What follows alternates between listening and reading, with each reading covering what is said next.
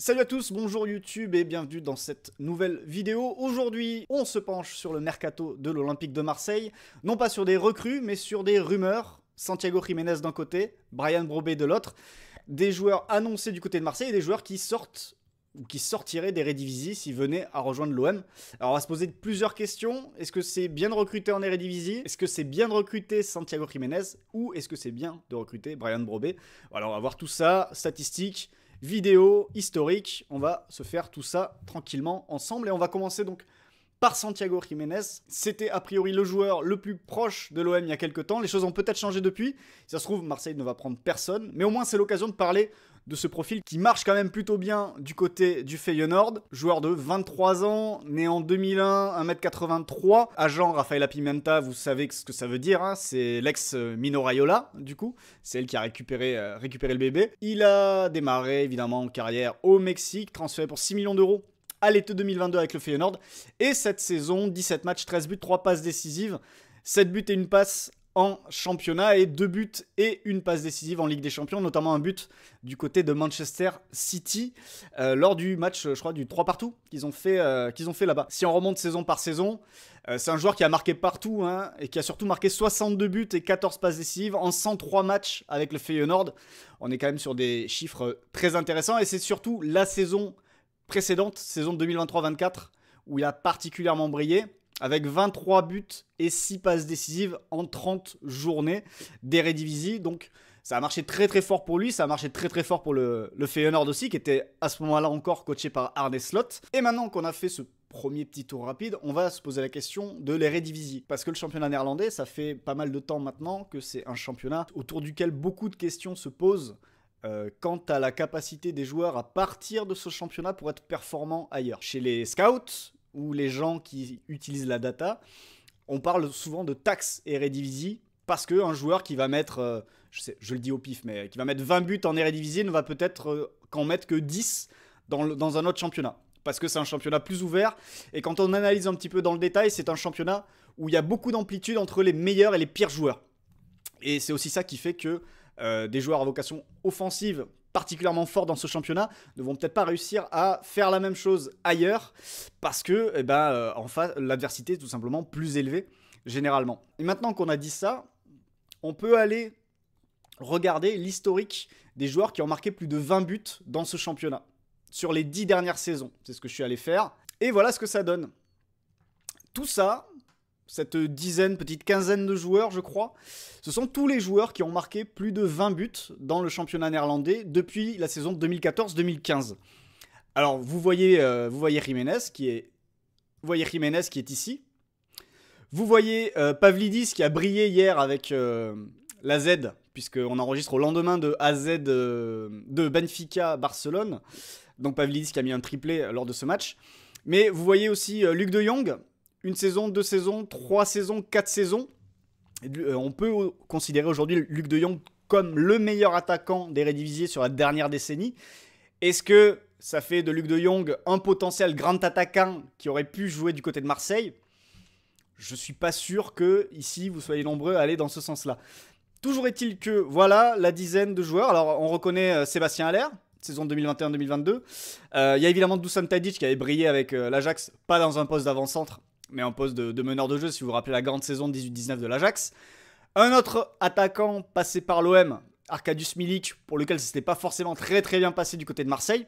Mais donc voilà, ça vous donne une idée du niveau des attaquants. On n'a pas d'attaquants de niveau Ligue des Champions et de niveau de tour finaux de Ligue des Champions qui sont passés par ce championnat, qui ont brillé dans le championnat, en tout cas pas sur les 10 dernières années. Évidemment, si on remonte un peu en arrière, on va trouver Luis Suarez, et là, on pourra plus parler.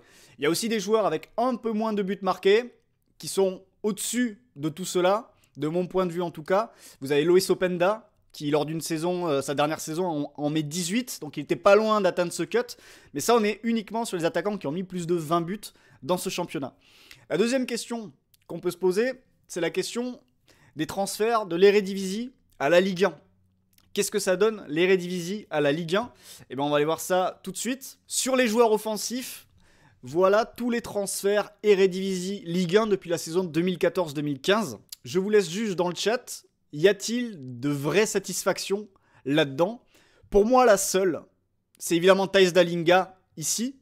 Mais Thijs Dallinga, il arrivait même pas de première division, il arrivait de deuxième division, en réalité, à ce moment-là. Sinon, les autres, alors, il y a des problèmes de blessure. Mohamed Daramy à Reims, on l'a pas forcément vu, parce qu'il a eu des problèmes de blessure, il n'a pas vraiment su enchaîner. Abou Klal, en effet, satisfaction du côté de Toulouse. Et on voit que finalement, c'est Toulouse qui s'est pas trop planté, puisque Toulouse, ils ont Dallinga et Abou Klal, et ça a plutôt bien marché. Il y a ce petit bémol avec Sissoko qui n'a pas réussi pour l'instant à se montrer et qui est parti en prêt cette saison. Je crois qu'il est à Plymouth. Mais c'est vrai qu'en termes de flop, Dolberg, ça a été compliqué. Boadou, on en a parlé tout à l'heure. Calvin Stengs, ça a été très compliqué. Amin Sarr, est-ce que c'est nécessaire d'en parler? El Ghazi, moyen sans plus. Harbert Zeneli, finalement, c'était pas une mauvaise surprise. Malheureusement, il s'est blessé après, mais c'est un joueur que personnellement j'appréciais. Mais c'est vrai que sur les gros investissements, il n'y a pas de joueurs qui sont venus en Ligue 1 et qui sont allés taper plus haut ensuite, en tout cas de mon point de vue. Sahraoui à voir aussi, oui, puisqu'on va pas non plus tirer des conclusions. Mais Sahraoui, j'aime bien aussi ce qui s'est passé jusque-là pour lui. Et si je descends, alors là j'ai mis que les joueurs à vocation offensive. Mais pour votre information, si vous voulez aussi des joueurs à vocation défensive, voilà ce que ça donne. Vous avez Kongolo qui a eu des gros problèmes de blessure à Monaco et qui n'a pas vraiment su s'imposer. Jordan Tézé qui vient d'arriver à Monaco. Sven Botman qui est la grosse vente, la grosse plus-value, qui passe de l'Ajax à Lille, puisqu'il était, je crois, prêté à Heerenveen, il me semble, si mes souvenirs sont bons. Pour les Marseillais qui sont là, il y avait Geronimo Rulli, qui a signé depuis l'Ajax. Il y a aussi le deuxième gardien, Delange, qui a signé depuis en avant les Aigles. Mais donc voilà, vous avez une idée globale. Donc ça, tout ça sont les transferts Eredivisie Ligue 1 sur les 10 dernières saisons. Et je trouvais intéressant de faire ce rappel pour montrer que, bon, quand un joueur passe de l'Eredivisie à la Ligue 1, il n'y a vraiment pas de certitude. Et c'est pas parce qu'il a particulièrement planté en Eredivisie que le transfert va se faire automatiquement. D'autant plus que Dolberg, Boadou, Stengs, c'était 3 joueurs qui avaient particulièrement brillé lors de leur dernière saison en Eredivisie avant d'arriver en Ligue 1. Donc, peu importe ce qui se passe sur Jiménez ou sur Brobé, si l'un ou l'autre arrive, il n'y a pas une garantie de réussite. C'est certain quand on voit les précédents ici. Je suis allé vous chercher l'historique des avant-centres qui sont partis d'Eredivisie. Pour quel montant et qu'est-ce qu'ils ont fait après. Et ça, donc, je vais vous le montrer maintenant. Voilà, donc ça, ce sont les attaquants les plus chers, les avant-centres les plus chers vendus par l'Eredivisie vers les championnats étrangers. Donc, vous voyez Depay en tête, 34 millions. Milik, quand il avait signé au Napoli. Sébastien Haller, qui est passé du côté de Dortmund. Et après, on remonte dans le temps. Van Nistelrooy, Huntelaar, Luis Suarez, 28, 27, 26. Vincent Janssen, de la Z à Tottenham, ça aussi c'était un joli flop dans mon souvenir. Dolberg à Nice, on l'a vu. Et ensuite, on descend dans une gamme un peu moins chère, mais sans trop spoiler. Aujourd'hui, un Jiménez, un Brobé, c'est des joueurs, à mon avis, entre 12 et 20 max, entre 12 et 18, si on se focalise et si on prend le prix de Pavlidis, qui est passé de la Z au Benfica l'été dernier. Je pense que là, on est dans la grille haute de tarifs pour des joueurs comme ça et pour des attaquants. Au-dessus, je pense que c'est vraiment trop cher. Un Jiménez évalué à 37 millions sur Transfermarkt, je pense que les gens rêvent éveillés. Et je pense même que la valorisation sur Transfermarkt est assez surréaliste. Vous voyez, par exemple, dans les autres attaquants qui ont bougé récemment, vous avez Ugalde, qui est parti au Spartak pour 13 millions. Ugalde, c'est quelqu'un qui avait été annoncé proche de l'AS Monaco il y a quelques jours, avant que Monaco prenne Mika Biret. Je vous renvoie vers ma vidéo qui présente d'ailleurs Mika Biret sur YouTube. Mais voilà, un bon attaquant d'Eredivisie aujourd'hui, plus de 20, je pense que c'est vraiment trop cher. Mais alors beaucoup, beaucoup trop cher. Justement, les statistiques entre Brobé et notre cher Jiménez, sur le plan statistique, voilà ce que ça donne.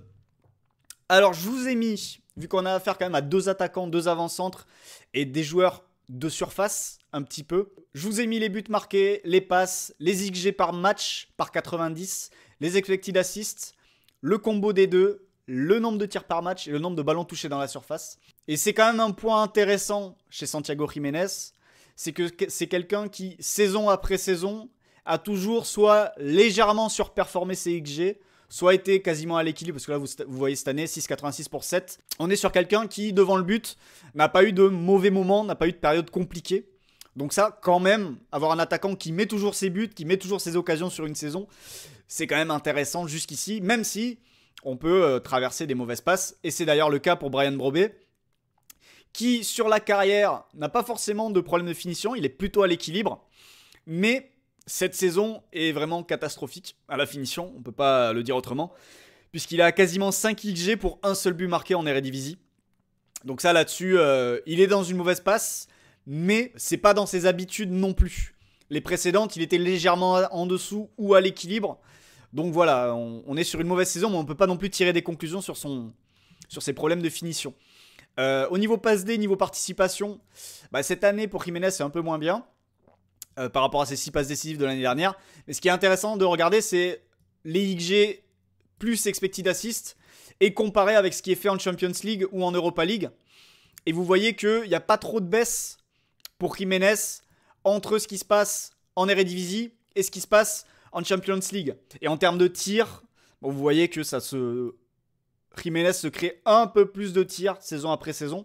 Par contre, au niveau des touches de balle dans la surface, et ça va être assez logique, vous allez comprendre pourquoi, vous voyez que Brobé touche beaucoup plus de ballons, enfin beaucoup plus, touche un peu plus de ballons dans la surface, et surtout qu'il souffre moins du passage du championnat néerlandais à la Coupe d'Europe, puisqu'il y a une baisse, mais elle est moins prononcée, et ça va être assez clair, ça va être assez facile de comprendre pourquoi, parce que Jiménez est quelqu'un qui va fuir les défenses, qui va chercher les espaces, même s'il peut jouer en pivot un petit peu. Quand Brobé, lui, il va pas avoir peur de prendre le poste, tenir le défenseur par l'épaule et essayer de s'enrouler autour et de jouer avec lui et chercher le contact avec le défenseur. Donc forcément, c'est un joueur qui est plus facile à trouver dans la surface parce que quand les espaces se réduisent dans la surface de réparation, Jiménez a moins d'endroits où jouer, alors que Brobé, il va coller un défenseur, il va se mettre au poste bas, comme un basketteur, et puis il va demander le ballon dans les pieds. Et ça, c'est ce qu'on va voir en image. Et on va commencer avec la vidéo de Santiago Jiménez. Donc là, c'est un petit but. Hein. Je crois qu'on est en coupe à ce moment-là. Il va apparaître ici. Petite reprise du gauche. On a affaire à un gaucher. C'est quelque chose à noter pour la suite. Ça va nous intéresser. Un petit but de la tête. Sur corner. Vous allez voir qu'il va pas avoir beaucoup à s'employer pour le mettre. Puisque la balle va lui tomber sur la tête. Hein, il va se faire de la place. Mais ça va être l'occasion aussi de voir... quand on parle de taxe Eredivisie, tout à l'heure je vous ai parlé de l'historique des joueurs. Mais là on va aussi regarder les défenses. Là par exemple, il est ici là. Et vous voyez qu'il fait son appel et qui est suivi par le numéro 24. Et là, regardez la façon dont il va... Hop. Alors, il se déplace bien. Hein, mais la naïveté à la fois du 24 qui laisse partir. Et du 4. Et du 12. Voilà. Là, on va en avoir un petit peu des défenses naïves. Hein. Regardez cet exemple-là. Il est particulièrement frappant. Regardez-le ici. Regardez combien de temps... Fixez bien la zone. Hein. Fixez bien la zone. Et regardez combien de temps... il va être tout seul, ok? Attention. Regardez, hein. Là, il relève le bras. On a un joueur en face qui fait le signe et qui dit il faudrait quand même qu'il y ait quelqu'un qui le prenne. On est quand même sur un des meilleurs buteurs d'Eredivisie qui est là depuis 3-4 secondes, qui est complètement seul. Allez. Toujours pas, hein. Là, lui, qui a montré de la main qu'il fallait peut-être le prendre, il décide de s'occuper d'un autre joueur. Allez. Bon, ben voilà, reprise de volée, but. C'est facile, hein, quand même, le foot en Eredivisie. Alors là-dessus, il va faire un appel. On a une tentative de mise hors jeu qui est ratée. Et du coup, un but. Et vous voyez, ça, par exemple, vous imaginez... en Ligue 1, alors en Ligue 1, peut-être qu'on va jouer le hors-jeu aussi et qu'on va mal s'aligner.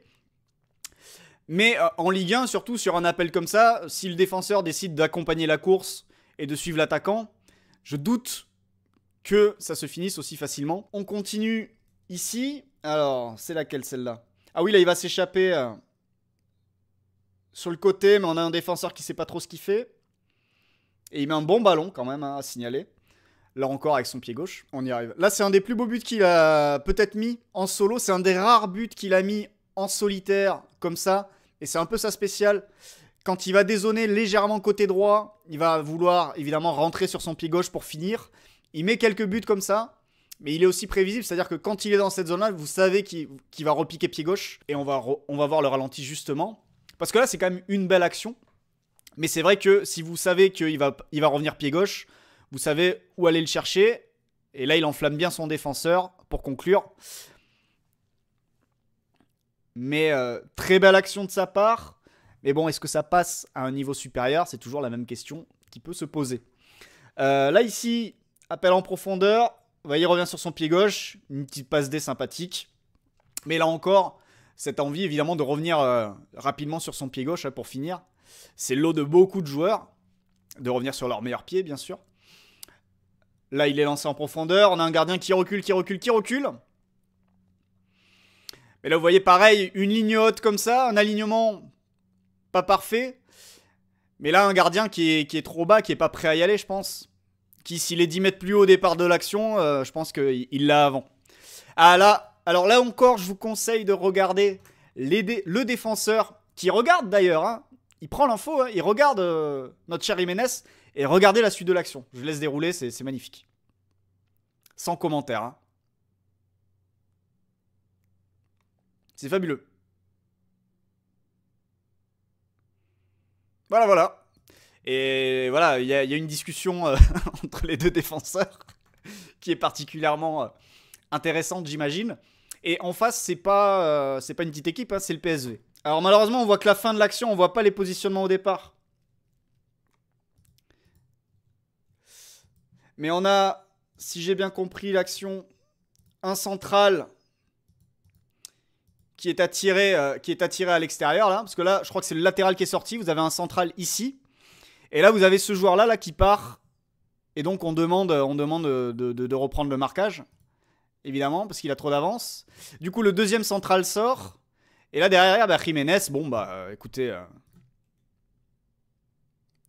plutôt tranquille là pour finir. Il a même le temps de se remettre sur son pied gauche pour finir. C'est dire. Ici, alors ça, petit foreshadowing de la suite de la vidéo. Vous voyez Jiménez là, vous voyez la prise de position qu'il fait. Retenez ça pour la suite parce qu'avec Bryan Brobé, on va voir beaucoup ce genre de situation. Où là, bah, il fait une petite remise, mais Brobé ne fait quasiment que ça. Il va toujours chercher le contact avec l'attaquant. Et c'est une vraie différence avec Jiménez, qui, vous avez vu, va chercher à se démarquer et maîtrise plutôt bien ça. Ce que j'ai pas assez dit, c'est qu'il a aussi un très bon jeu de tête. C'est pas le cas de Brobé. Donc ça, c'est forcément un atout. Et c'est pas le cas non plus de Neil Maupay, par exemple, si vous prenez Marseille. Donc ça, en l'occurrence, Marseille, qui est une équipe qui passe quand même beaucoup plus par les côtés. Je vous parlais de son pied gauche, de sa spéciale. Là, voilà à nouveau, même si là, le gardien aurait peut-être sans doute pu faire mieux. Mais pour revenir sur le jeu de tête, c'est un des points où, s'il devait rejoindre l'OM, il serait... Voilà, là, il y a un déplacement quand même intéressant de sa part. La balle arrive sur le côté. Là, vous le voyez avec le défenseur. Hop, l'appel contre appel, il part dans le dos. Il se retrouve tout seul, deuxième poteau, personne ne le reprend. Et enfin, la dernière vidéo le concernant, la dernière vidéo débute, en tout cas. Sur son pied gauche.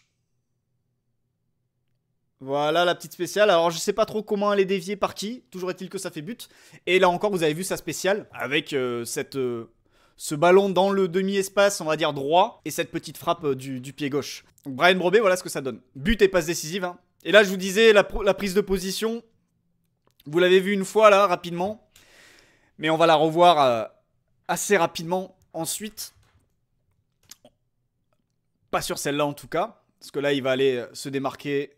Il va finir tranquillement. Un petit tapin, hein, ça fait pas de mal hein, quand on peut les prendre. Surtout les saisons où on n'arrive pas à marquer beaucoup de buts. Voilà, là il va finir tranquillement. Il va pas la rater au moins, c'est déjà ça. Donc voilà, Bryan Brobé. Et vous voyez, voilà, ce genre de choses. Ce genre de choses, la prise de position avec le défenseur sur le dos. Il va vraiment toujours chercher le contact. Là, regardez, hop, il passe le bras. Le pivot. La projection ensuite dans l'axe. Et ça, c'est quelque chose que vous allez voir, mais quasiment tout le temps chez lui. Enfin, tout le temps, j'exagère un petit peu. Mais vraiment, dans beaucoup de situations, il va toujours chercher le contact avec le défenseur. Alors là, il a pas besoin. Voilà, il va finir pied gauche. Tranquillement. Là, on est en fin de saison 2023-24. Là, le long ballon. Et là, en fait, une fois qu'il est passé devant, c'est quand même très dur, évidemment, de repasser devant lui. Là, il va donner dans le bon tempo sur le côté. Petite passe décisive. Voilà, encore une passe dans le bon tempo. Et ça, c'est quelque chose aussi qui diffère par rapport à Jiménez. Je trouve Brobé plus juste dans certaines transmissions. Notamment dans le jeu en pivot. Là encore, toujours se servir de son corps, là, vous voyez. Toujours le bras pour essayer d'avoir le contact avec le défenseur. Et après la finition, on l'a vu finir pied gauche. Là, il a fini pied droit en force. Avec ce petit ballon en profondeur. Et voilà, une fois qu'il a son corps, c'est très très difficile de lui passer devant, de l'approcher. On voit plus de qualité pour Brobé en Ligue 1. Absolument. Bon là, on est sur de la lecture un petit peu compliquée pour les défenseurs. Mais voilà, celle-là, c'est la plus évidente. Je mets des pauses. C'est la plus évidente dans la manière dont il va prendre la position. Là, vous allez voir. Sur le défenseur. Voilà. Il a vraiment pris la position. Et ensuite, il s'enroule autour. Je vous renvoie évidemment vers cette vidéo qui est un classique. La vidéo de Romelu Lukaku et Jamie Carragher, je crois, qui discutent ensemble de la spéciale de Lukaku. Et Lukaku qui lui explique, si je te fais ça, une fois que j'ai mon bras sur toi, c'est fini, je vais m'enrouler, je vais marquer.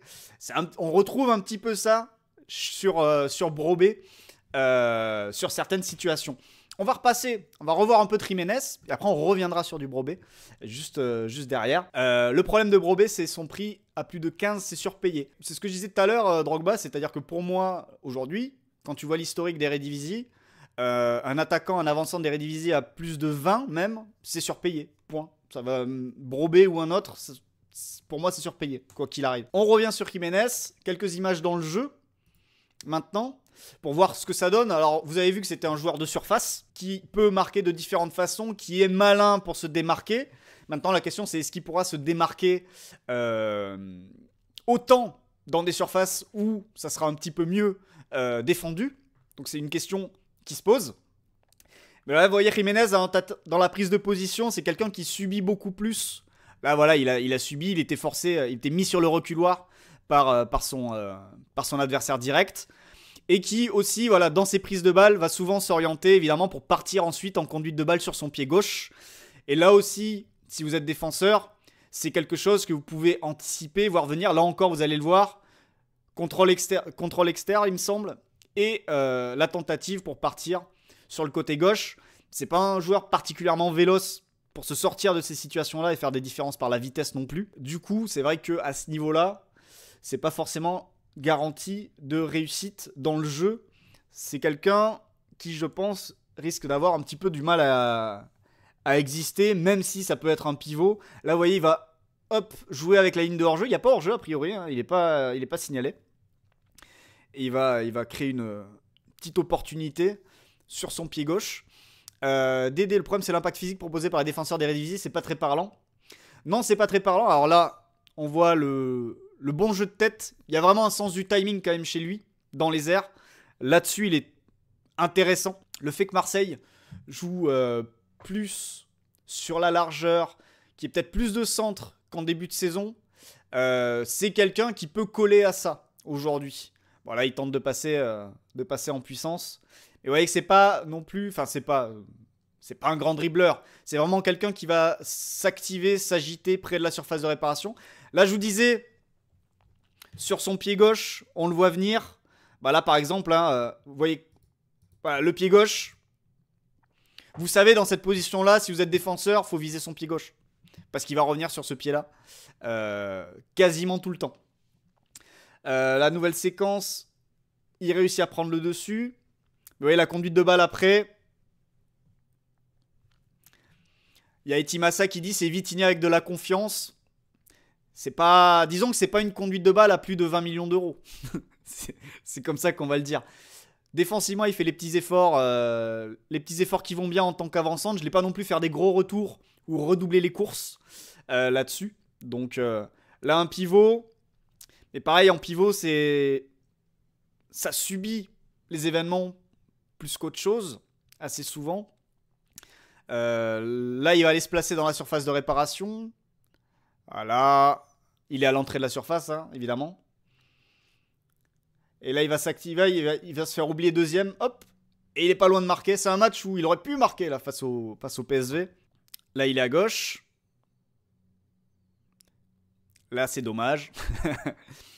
Mais c'est vrai que dans la surface, joueur d'instinct, il peut marquer dans n'importe quelle position.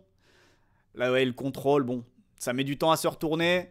C'est pas le joueur le plus à l'aise pour être un. C'est pas le pivot solide, c'est le pivot qui va éviter, mais qui va pas réussir à bloquer les défenseurs, aller être dans le combat, etc. Là, il va passer quand même, il me semble. Voilà. Et il obtient une faute, on sait pas trop pourquoi. Il a son pied pour finir quand même. Oui, il a son pied gauche pour finir quand même. Il a sa tête pour finir aussi. Donc ça, c'est un point positif qu'on a vu tout à l'heure. Mais c'est vrai que dans le jeu, au-delà des 20 derniers mètres, c'est difficile de lui trouver quelque chose qui permet d'imaginer un passage vraiment au niveau dessus. Le truc, c'est que Marseille aujourd'hui, est-ce que Marseille s'appuie énormément sur son avant-centre pour progresser dans le jeu, arriver dans le dernier tiers? C'est pas l'impression que j'ai. Là, vous voyez, la prise de balle, c'était quand même compliqué. Heureusement, il récupère parce qu'en face, c'est pire que lui. Le Marseille de maintenant, il a plus besoin d'un Jiménez en cible dans la surface de réparation pour mettre une tête, pour mettre le pied au bon endroit, au bon moment, etc. Alors que j'ai presque envie de vous dire que le Marseille du début de saison aurait peut-être eu plus besoin d'un Brobé en point de fixation à l'intérieur. Vous savez, quand ce Marseille-là était encore très attiré par l'axe et voulait absolument passer par l'axe pour construire, là, Brobé aurait été plus utile. Maintenant que Marseille a un peu plus ouvert sa construction, joue plus sur les côtés pour progresser. Là, je parle notamment du côté droit avec Murillo, avec Enrique, avec Greenwood, qui marche très très fort ce côté-là. Là, tu as plus besoin d'un Jiménez qui va plus s'activer près de la surface en tant qu'avant-centre et joueur de surface. Voilà. Mais voilà, on a vu un peu de Jiménez dans le jeu et maintenant Brobé dans le jeu. Je lance ça. Mais je te rejoins complètement dans la capacité à garder le ballon, même si on le voit surtout face à des défenses d'Eredivisie. Mais dans la capacité à garder le ballon, Brobé paraît plus armé pour prendre la position, la tenir et ainsi de suite. Et ça, je pense qu'on le voit un petit peu, même si, que ce soit Feyenoord ou l'Ajax, on est dans des séquences où on a affaire à des équipes qui sont rarement dans des blocs bas. Là, vous voyez, il prend la position, la remise. Derrière, il aurait pu attaquer la profondeur un peu plus méchamment. Mais c'est vrai que, là encore, vous voyez, et par contre, c'est quelqu'un qui cherche vraiment toujours le contact avec l'attaquant et qui est peut-être parfois même un peu perdu quand il n'a pas le contact avec le défenseur. Là encore, vous voyez, il prend la position. Il va essayer de se retourner, il n'arrive pas à enchaîner cette fois. Mais là-dessus, c'est une vraie différence. Là encore, vous voyez, il veut passer devant, mais c'est pour prendre la position et essayer de finir en étant collé au défenseur. Et j'ai l'impression qu'on a affaire à un attaquant qui est plus précis quand il a un mec sur le dos pour mettre la balle au sol et remiser. Là, même si là c'est un peu laborieux. Que quand là encore, vous voyez, il a toujours son bras sur le défenseur. Il essaie de remiser. Et vous voyez, toujours c'est de la progression dans l'axe. Il va vraiment chercher, lui, le combat avec les défenseurs. Il va pas chercher à fuir ce combat-là. Donc on a vraiment deux avant-centres qui sont présentés, qui sont vus et qui sont des pivots, mais qui ont vraiment des habitudes de jeu complètement différentes, avec un Brobé qui va toujours chercher le contact, chercher le défi physique avec les défenseurs, alors qu'à l'inverse, Jiménez, c'est pas quelqu'un qui est armé pour... Là, vous voyez, il va se mettre dans la course, et une fois qu'il s'est mis dans la course, qu'il s'est mis devant le gars, c'est très très compliqué pour le mec pour revenir et passer devant, et là c'est dommage, il n'arrive pas à finir, il a du mal à enchaîner. Mais c'est vrai que c'est aussi intéressant, et c'est aussi pour ça que je fais cette vidéo, c'est que vous avez deux attaquants présentés comme des attaquants pivots, qui touchent assez peu de ballons par match, c'est le cas pour les deux, mais deux profils complètement différents dans les habitudes de jeu, dans le défi physique, dans le rapport au défenseur, j'ai envie de dire. Vous en avez un qui est dans l'évitement, l'autre il est vraiment dans le combat. Là, vous avez vu une remise ratée de sa part. Mais voilà, là encore, il va recevoir un ballon, il est pris, je crois qu'il y a faute sur lui, ouais voilà c'est ça. Mais voilà ce que je peux vous raconter aujourd'hui sur Brobé et sur Jiménez. Là vous voyez, je trouve, je sais pas ce que vous en pensez, je trouve sur cette action qui met énormément de temps à se retourner. Et je pense que le fait qu'il n'ait pas de joueurs sur le dos, sur les épaules, fait qu'il a du mal à s'orienter, à enchaîner, etc. Parce qu'il n'a pas ce repère qui lui pèse sur les épaules et autour duquel il peut s'enrouler. Là, vous voyez, là encore, il cherche le contact, il résiste au contact et il peut passer la balle. Mais je pense que vraiment, ça joue là-dessus. Le fait qu'il y ait ou non le contact avec le défenseur. Là, le jeu de tête, et vous voyez que le jeu de tête, c'est pas la même chose. Alors le centre est pas non plus parfait pour être repris, mais à la finition, on n'est pas sur un joueur. Là encore, il va chercher le contact et la petite remise. Et le problème de ça aussi, c'est que parfois, il va toujours tenir la balle. Là, il a fait le petit déplacement pour se rendre disponible. Il s'enroule encore autour, il tente sa chance. Je pense aussi qu'il perd du temps et parfois une remise en une touche sans contact serait sans doute plus le bienvenu. Mais vu qu'il va chercher, là encore, il tente un truc compliqué et pas totalement maîtrisé. Mais il y a vraiment voilà, deux profils très différents et deux profils qui, là encore, vous voyez, le bras. Et derrière, on cherche la bonne solution. Le problème, c'est que là, ça se referme pas assez vite. Mais il y a d'autres situations où, si vous attendez comme ça, il y a des milieux de terrain qui vont revenir sur vous. Et en fait, vous allez être pris à 2 ou à 3. Et ça va se refermer trop vite. Et ça, c'est un petit peu la question qui se pose pour Brobé. C'est pendant qu'il ferraille avec le mec dans son dos, là, le temps qu'il le mette à distance et que ça arrive sur lui, peut-être qu'il va pas lâcher son ballon à temps et que la prise à 1, ça va être prise à 2, prise à 3 et que du coup, il a plus le temps de faire une différence. Donc voilà pour Brobé et voilà pour Jiménez. Et pour terminer, les petites fiches qui vont bien pour comparer les deux. Alors, ne prenez pas peur parce que notre index cette saison n'aime pas du tout Santiago Jiménez. Vous allez voir. Puisqu'il le considère comme un bon titulaire en national, voire maintien en Ligue 2. Donc ça va pas du tout cette année. Je pense que, en réalité, le modèle qu'on utilise, qui permet de noter les joueurs et qui vous offre l'index que vous avez sous les yeux, ici, il faut une quinzaine de matchs pour qu'il se stabilise. Donc ça va se stabiliser à un moment donné. Donc c'est plus important de prendre ce que vous voyez au-dessus, c'est-à-dire la saison précédente où il était vu comme un mec entre le Championship et la Ligue 1. Vous voyez, sur les 2 dernières saisons, on était dans ces eaux-là. Et même lorsqu'il était au Mexique encore, il a fait une saison dans ces eaux-là. Ce qui est intéressant aussi, c'est au niveau de son radar en haut. Vous avez le radar d'un joueur de surface, pur et dur. Ça veut dire quoi, un joueur de surface pur et dur? Qualité des occasions, NPXG élevé, but élevé, c'est le finisseur. Le finisseur. Quand il ressort nulle part ailleurs, c'est vraiment le joueur de surface. Et donc, la comparaison avec Bryan Brobé. Donc, Bryan Brobé, titulaire moyen en Ligue 2 cette saison. Donc, vous voyez, moyen en national, maintien en Ligue 2, titulaire moyen en Ligue 2. Bon, on est à peu près... Mais en fait, ce qui est intéressant, c'est de voir où sont montés ces deux joueurs au plus haut. Et vous voyez, le plus haut de Jiménez, selon l'index, on est au niveau Ligue 1, au mieux moyenne de Ligue 1, vous voyez, à ce niveau-là. Alors que Brobé, ses meilleures saisons, il est monté à un niveau digne de la Première Ligue ou du haut de tableau de Ligue 1. Donc le plafond d'un Brobé paraît aujourd'hui beaucoup plus élevé que le plafond d'un Jiménez. Donc voilà ce que je voulais vous dire pour conclure sur les deux hommes. Avec, vous voyez d'ailleurs dans le radar de Brobé, alors les buts, ça ressort pas du tout parce que il est très mauvais cette saison à la finition. Mais vous avez le côté NPXG qui est chez Jiménez, vous avez le côté qualité des occasions qui est chez Jiménez, et vous avez des petits trucs en plus, notamment dans la capacité à conserver le ballon.